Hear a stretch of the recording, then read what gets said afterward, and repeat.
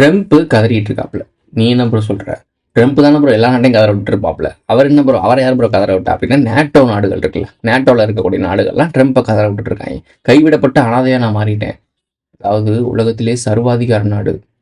சர்வாதிகார நாடுன்னா நான் தான்டா, எவனுக்கான சகட்ட மணிக்கு நான் மட்டுக்கு வரியை போடுவேன், எவன் நாட்டை வேணா நான். மற்ற நாடுகளுடைய பொருளாதாரத்தில் நேரடியாக கை வைக்க முடிஞ்சது ட்ரம்ப்னால முடியும். ஸோ அவர் சொல்கிற ஒரு வார்த்தைனால ஒரு நாட்டோட பொருளாதாரமே கிடுகிடுத்து போயிடும். ஸோ அந்த பொட்டன்ஷியலுக்கு ஒரு ட்ரம்ப் என்ன சொல்கிறாரு, நேட்டோ நாடுகள் எங்களை கைவிட்டுருச்சுன்னு சொல்கிறாப்புல.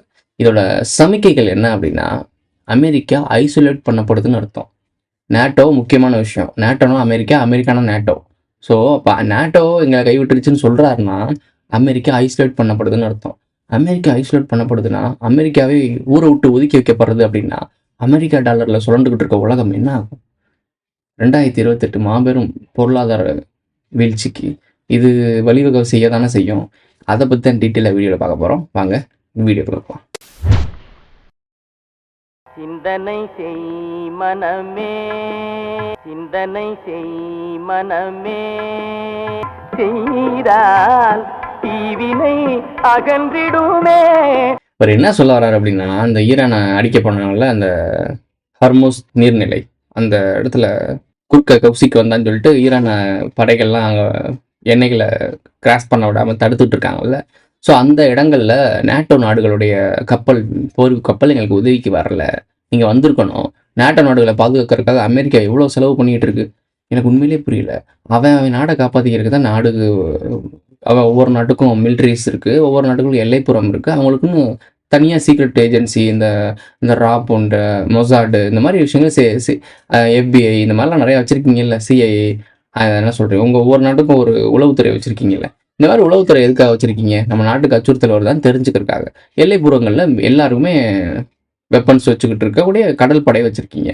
அதை மீறி இவர் நாட்டோ தான் வந்து நாட்டாம பண்ணிகிட்டு இருக்காப்லையா. ஸோ நாட்டோன்னு வைக்காமல் ஒரு நாட்டாம அப்படின்னு சொல்லலாம்.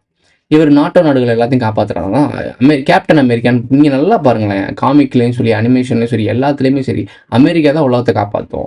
எந்த பிரச்சனை இருந்தாலும் அமெரிக்கா தான் முன்னாடி காப்பாற்றும். உளவியல் தாக்குதல் இவையெல்லாம் ஒன்றும் பிடுங்கலை, இவங்க தான் பிரச்சனையே கொண்டு வராங்க, அதுக்கப்புறம் சொல்யூஷன் இவங்க கொண்டு வருவாங்க.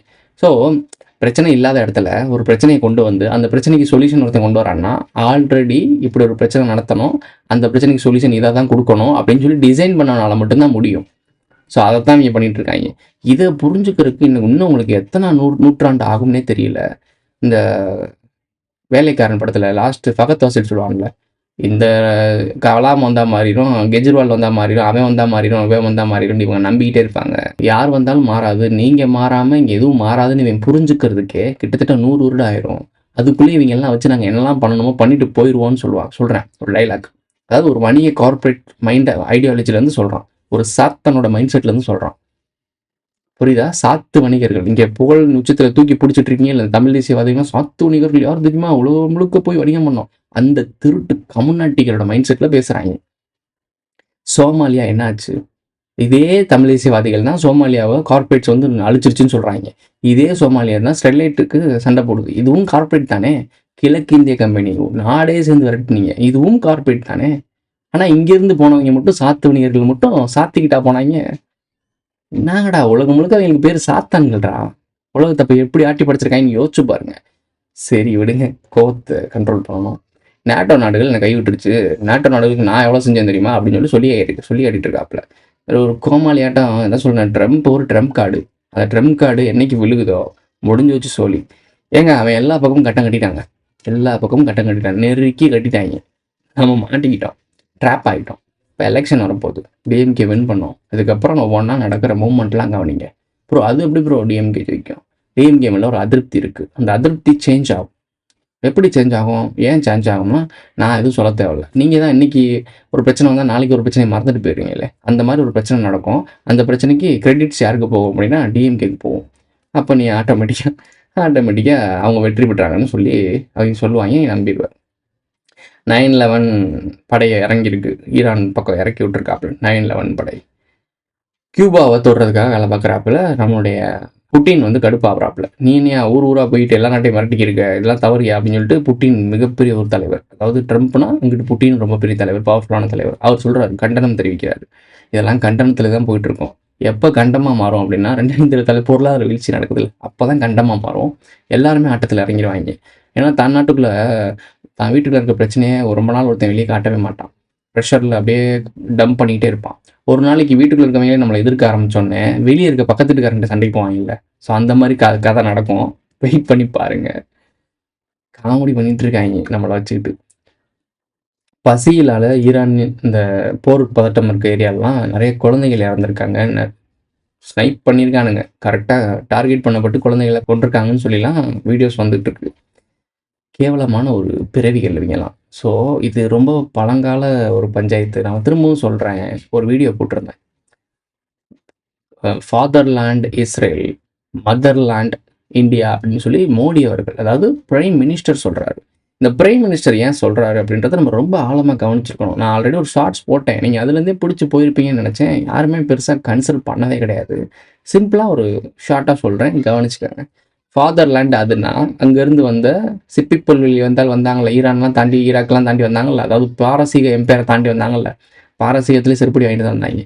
அந்த ஆரிய வருகை அதுக்கப்புறம் தான் இந்தியாவே தலைகீழ மறைச்சு ரெயின்போ கூட்டத்தை தூக்கி ஓரமாக உட்கார வச்சுட்டு 4 வண்ணம். இவன் 7 வண்ணம் வச்சுருந்தேன், அவன் 4 வண்ணத்தில் முடிச்சிட்டான். இந்த விஷயம் தெரிஞ்சவனுக்கு புரியும். இவர் சொல்கிறாப்புல, இந்த மாதிரி ட்ரம்ப் போய் இஸ்ரேல் அந்த என்ன சொல்கிறது, அந்த போயாவது இஸ்ரேல் அதிபரை பார்த்துட்டு வந்த பிறகு ஈரானை அட்டாக் பண்ணுறாங்க அப்படின்றது அது ஃபால்ஸான விஷயம். ஆல்ரெடி பதட்ட சூழ்நிலை தான் இருந்துச்சு. இவர் வந்துட்டு இப்படி போனார், நாங்கள் பிரச்சனையை ஆரம்பிச்சிட்டோம் அப்படின்னு அவங்க தரப்பில் சொல்லியிருக்காங்க. ஆனால் நம்ம நுணுக்கமாக கவனிக்க வேண்டிய விஷயம் என்ன அப்படின்னா, நபியோட முக்கியமான லைனேஜை சேர்ந்தவர் தான் நம்மளுடைய பாருங்க, ஐயோ எனக்கு ஒரு சேர்த்து விட்டுறாதீங்க, அந்த ஈரான் அதிபர் இருக்கார்ல, இவர் நபியோட டைரக்ட் ஆரிஜின்ஸில் லைனேஜ் வரும்ல, அதை சேர்ந்த ஒரு நபர். சுப்ரீம் பவர் மாதிரி இவர். இப்போ நபி எப்படின்னா, அவர் ஒரு பிரைம் மினிஸ்டர் கிடையாது, அவர் சுப்ரீம் பவர். அவர் சொல்கிறது அந்த நாட்டில் எல்லாமே தேவ வாக்கு மாதிரி, வாழும் கடவுள்ன்ற மாதிரி. ஸோ அப்படி சொல்லக்கூடிய ஒரு நபர் நபி யாரு, சாத்தனை கண்டால் கல்லால் அடித்து கொள்ளணும்னு சொன்ன ஒரு லைனேஜை சேர்ந்தவர். இவர் இஸ்ரேல் போயிட்டு வர்றாப்புல. நான் திரும்பவும் சொல்கிறேன், சாத்தான் வீடியோ கீழே டிஸ்கிரிப்ஷனில் கொடுக்குறேன், மெம்பர்ஷிப் வீடியோ தயவு செய்து பாருங்கள். இப்போ நான் சொல்ல விஷயம் அதில் தான் புரியும். இங்கேருந்து போன சாத்தன் கொடுத்து அடித்து வரட்டினது யார், நபி. ஷார்ட்டாக சொல்லிடுறேன், அந்த மெம்பர்ஷிப்பில் ப்ரீஃபாக சொல்லியிருப்பேன். அங்கே போன பிறகு நபி ஒரு கட்டத்தில் புரிஞ்சுக்கிட்டு, ஏன்னா ஒரு லைனேஜை மிடில் ஈஸ்ட் நாடுகளில் நீ இதை பார்த்துக்க அப்படின்னு சொல்லி விட்டுருந்தாங்க. அதே மாதிரி மிடில் ஈஸ்ட் நாடுகளுக்கு மேலே இஸ்ரேலுக்குள்ள யூதர்களை சூஸ் பண்ணிக்கிட்டாங்க. இந்த பேங்கிங் சிஸ்டத்துக்குலாம் நீ யூஸ் பண்ணிக்கோ. இதெல்லாம் நியமித்தது யாருன்னா, இங்கேருந்து போன சாத்து வணிகர்கள் மெயினில் அட்ரஸ் பண்ணிக்கோங்க. இப்போ இங்கேருந்து ஒருத்தர் போகிறாப்புல, எங்கள் குஜராத் தலைவர். குஜராத்தில் இருக்கிறது யார், முக்கியமான குஜராத்தில் வந்தவங்க ஜொராஸ்ட்ரியன் மதத்தை சேர்ந்தவங்க. அவங்க ரொம்ப முக்கியமான இருக்குது. ஸோ மேட்ருக்கு வரும். இந்த மாதிரி போயிட்டு வராரு. இதே மாதிரி அங்கேருந்து விரட்டப்பட்டது யார், சாத்து வணிகர்கள். அவங்கள இங்கே வரைக்கும் திரட்டிட்டு வந்து தான் கோயில்களில் சூறையாடப்பட்டுச்சு. முஸ்லீம்கள்லாம் வந்து கோயிலை இடிச்சு உடைச்சாங்கல்ல, இந்த கோயில்களில் தான் இந்த சாத்து வணிகர்களுடைய சொத்து பதிக்கப்பட்டுச்சு. சொத்தை வச்சு தான் நீ யாரோ அவன் சொத்தம்லாம் போடுங்கிறேன்னு சொல்லி சண்டை போட்டாங்க. அப்போ ஆரம்பிச்சது. துரத்திட்டு வந்து குண்டோட முடிச்சு விட்றதுக்காக நபி கூட்டம் வந்துச்சு. இதுதான் நடந்துச்சு. இதான் மெயின் வரலாறு. இதை சொல்லவே மாட்டாங்க. வணிகத்தை முடிச்சு விட்றது தான் வந்திருக்காப்புல. இந்த வரலாறு யாரும் பேசவும் மாட்டாங்க, சொல்லவும் மாட்டாங்க. இதை நீங்கள் தெரிஞ்சுக்க விடாமல் பார்த்துப்பாங்க. அதனால தான் கடைசி வரைக்கும் அவன் எங்கே அடிக்கிறான், எதுக்கு அடிக்கிறான்னு தெரியாமல் நம்ம சுற்றுக்கு இருக்கோம். சரி விடுங்க, இப்படி போகுதா. இப்போ இதே ஐடியாவை திருப்பி ரிட்டன் போட்டு பாருங்கள். இந்தியாவோட பிரைம் மினிஸ்டர் வணிகர்களுக்கான தலைவர், சாத்தன்களின் தலைவர்னு வச்சுக்கோமே, சாத்து வணிகர்களுடைய தலைவர்னு வச்சுக்கோமே. அவர் அங்கே போகிறாப்புல, இஸ்ரேல் போயிட்டு வராப்புல. போயிட்டு வந்தோன்னே ஈரான் அடிக்கிறாங்க. ஈரான் யார், சாத்தனை கண்டால் கல்லில் அடிக்கும்னு சொல்லக்கூடிய ஒரு தலைமையோட, அதுவும் டைரக்ட்ல ஆர்ஜின் இருக்கவோ தலைவரை போட்டு தள்ளிருக்காங்க. பழிவாங்கும் படலம் எவ்வளோ அழகாக இருக்குது பார்த்தீங்களா. இதுக்கு பேர் தான் இந்த உலகத்தையே ஸ்டேஜாக வச்சு அவங்க சூப்பராக கேம் ஆடிட்டு இருக்காங்க, சதுரங்க ஆட்டமாக இருக்காங்க. இதை புரிஞ்சுக்கிறதுக்கெல்லாம் தனியாக யோசிக்கணும். யோசிக்காமல் உட்காந்திங்கன்னா கடைசி வரைக்கும் முட்டா பிள்ளை தான் வளரும். இதோட இந்த வீடியோ முடிஞ்சிருச்சு.